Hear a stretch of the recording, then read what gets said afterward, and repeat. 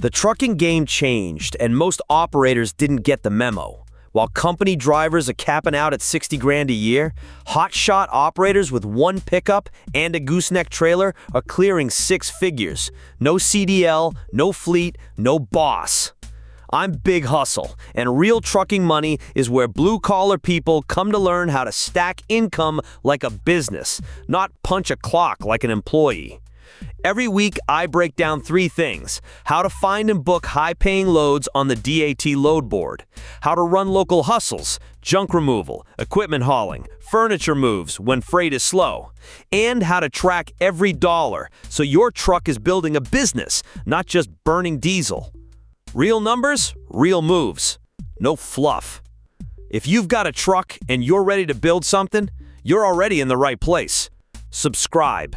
Join the haulers turning their rigs into six-figure businesses from scratch.